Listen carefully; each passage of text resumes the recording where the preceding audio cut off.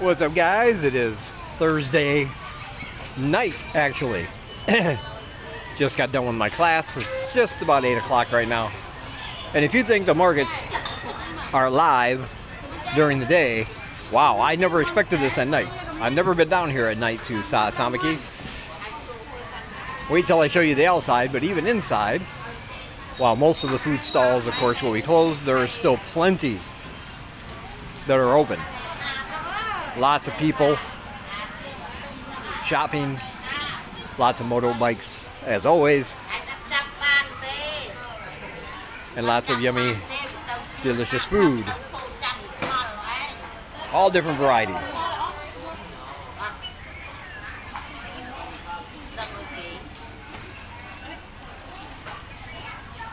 Oh, let me do this the other way. Yeah, I was kind of surprised when Sanglai said she wanted to come down here after class to buy some meat and vegetables.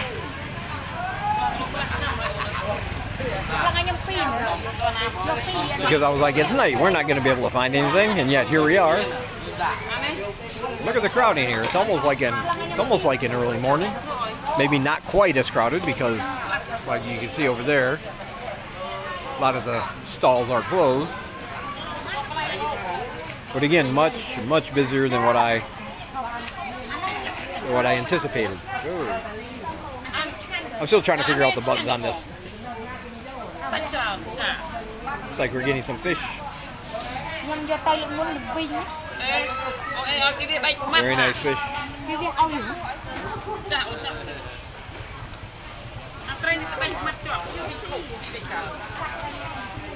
Give you a view that way. Yeah, but outside is like a cornucopia of little pop-up restaurants and places to sit down and eat, and there are a whole lot of families out there. This is the time of night, of course, people, you know, they're out of school, they're out of work, they're just enjoying some time with their family.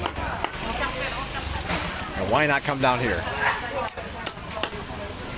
I get it. It really does have kind of a different kind of feel to it than it does during the day. It's not so much matter-of-fact business. It's more like I mean, it's hustling and bustling, but it feels more like a relaxed vibe. Everybody's out doing their thing. Like I said, no more work, no more school. Time to relax and enjoy the nice, cool evening. And it is pretty cool out tonight, which is always nice.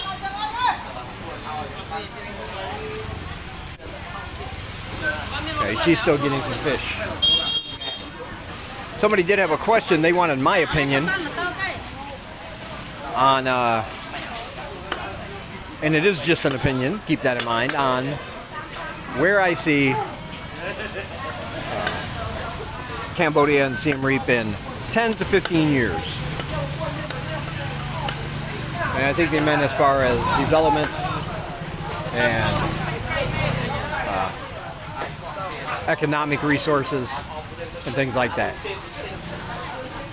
So I can't really look in that far into the future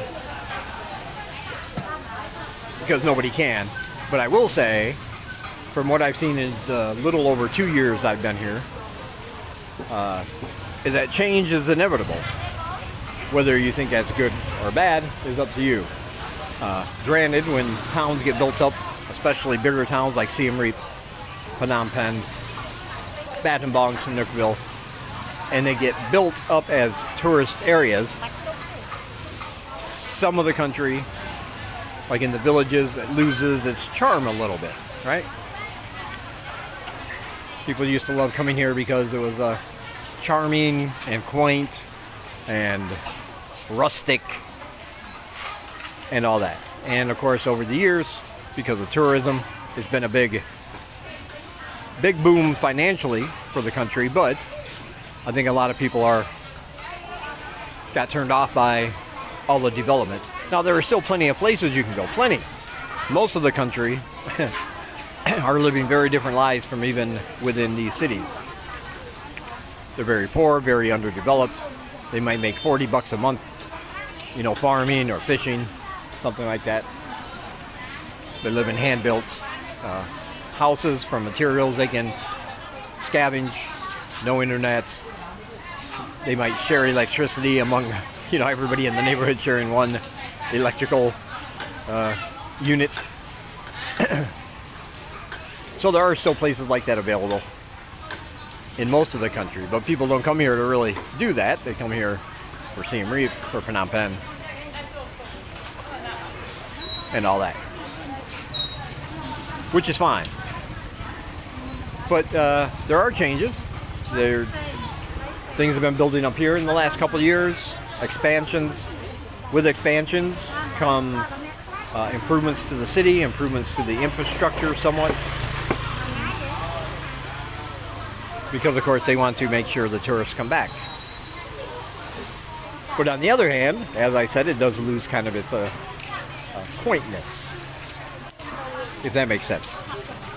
So in 10 or 15 years, I would expect that things are going to cost maybe not significantly more, but from what it is right now, it would seem significant. Prices slowly go up each and every year, maybe just by not a lot. Maybe it costs an extra dime for that bowl of noodles, or maybe you know, an extra 25 cents here and there. And I think if it continues that way, that will be fine. It will still be a lot cheaper than living in the West. But I don't think it's going to be quite as affordable as it is now, because even now it's not as affordable as it was maybe 10, 15 years ago. That's a common thing I hear from people who have been here before and come back, that, oh man, the prices went up by 25, 50 cents for the same things I was buying back then for you know, 75 cents. Now it's costing me $1.25. And that might sound like a trivial complaint, but if you multiply that by 10 or 15 years, yeah, I think it's going to be, like I said, significant for now, but it is going to be more money. At least that's my opinion. But the plus side, it's going to be, I think, far more developed. There's going to be many, many more options, and I think some of the scammier things that happen are going to go away. Hey man, my shadow looks pretty cool. If that makes sense. I think some of the, I think prices will stabilize and they'll be common, not just based on, well, today I want to charge you this much, tomorrow I might charge you more.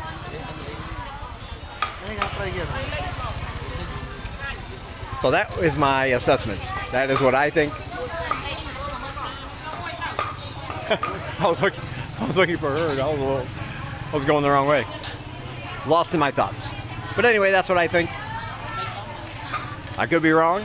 I often am. But that to me is the most likely scenario based on what I've seen in that area in just the last 2 years.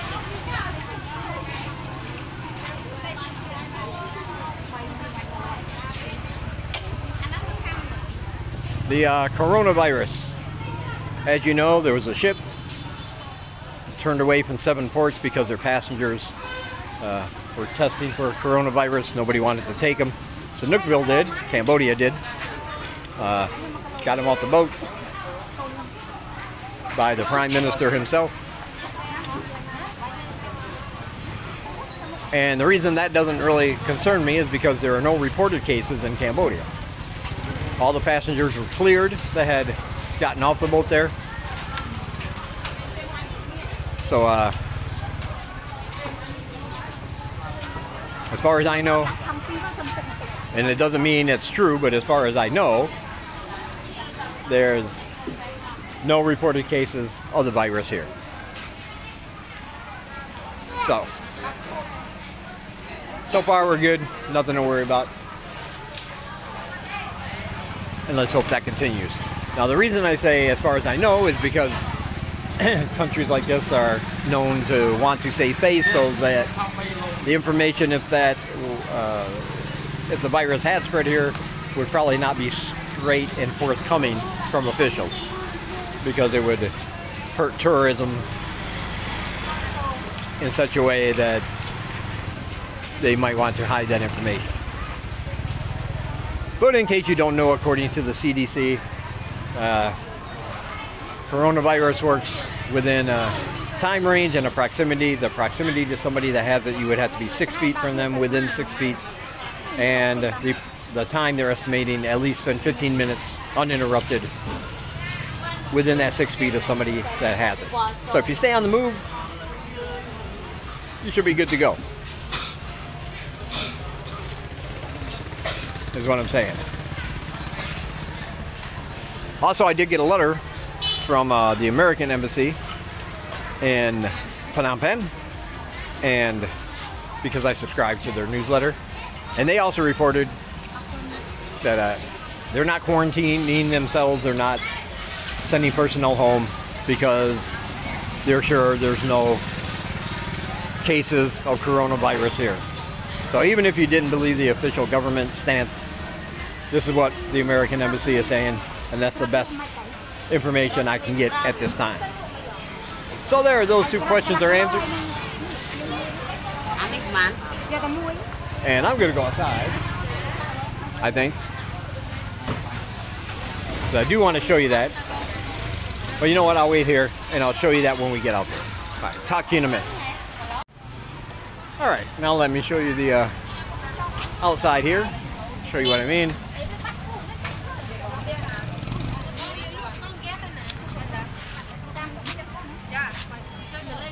Look at these crowds here. All these little pop-up restaurants offering everything from full meals to snacks and treats. Very, very bustling and busy, even at this time of the night.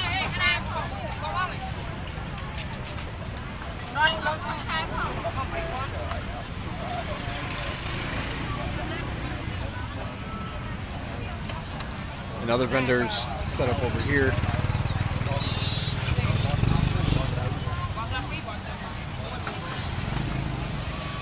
As you can see there.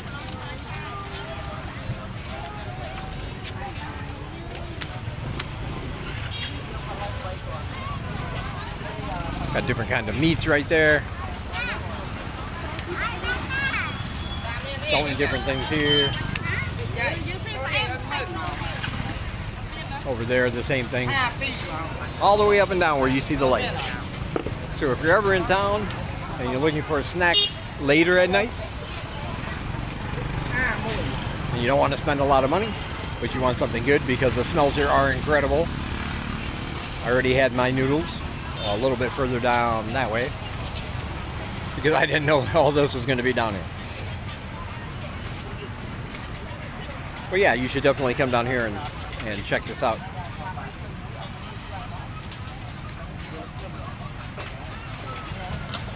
Look at that.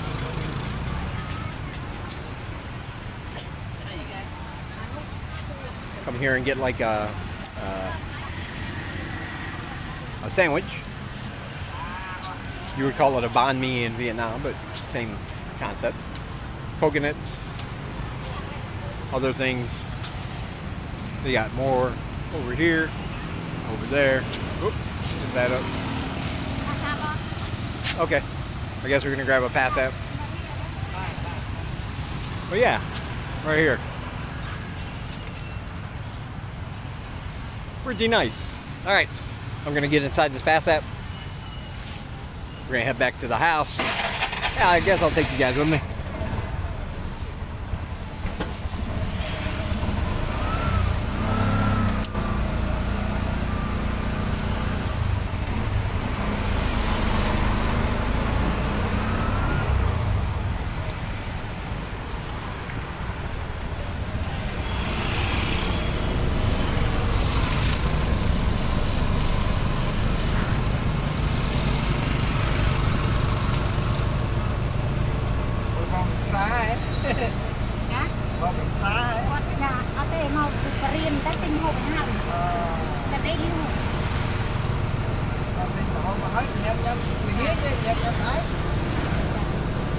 As you can see, we are going the correct way down the street, but there are several bikes who had a different idea.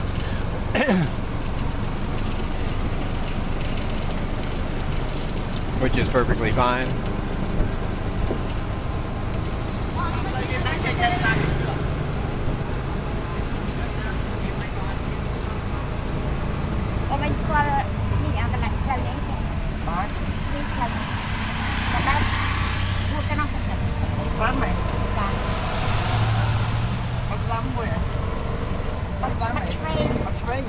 I do have to say it is a very, very nice night.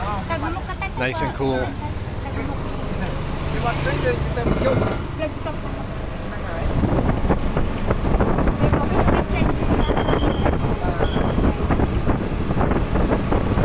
This is, of course, Highway 6.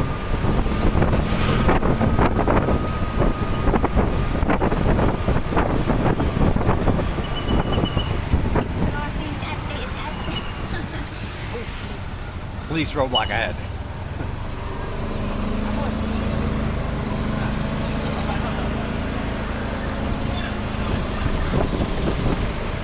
Yeah, it looked like they were getting all the bikers for various offenses. No helmets, improper registration. Which is why I know, and I say this, I've said this before, what the law says about you driving a motorbike here as a foreigner. And I know a lot of people, they ignore it. They don't wear their helmets. Their bikes aren't legal. They don't have their driver's license, their Cambodian driver's license, which is required. And then you run into these roadblocks that there seems to be some confusion here. Hang on, I don't want to get hit. But anyway, and then they get pulled over, and you're gonna have to. It's a big hassle. You know, if you're lucky, they'll let you get off with a little fine. You know, wink, wink. If you're not, they can take your bike. And if it's a rental, or whether you own it, you are going to have to pay for it. So it's better just to do things legally, because these roadblocks like this, they pop up all the time, different times of the day and night, different parts of the city. And it's not just foreigners they target, it's everybody.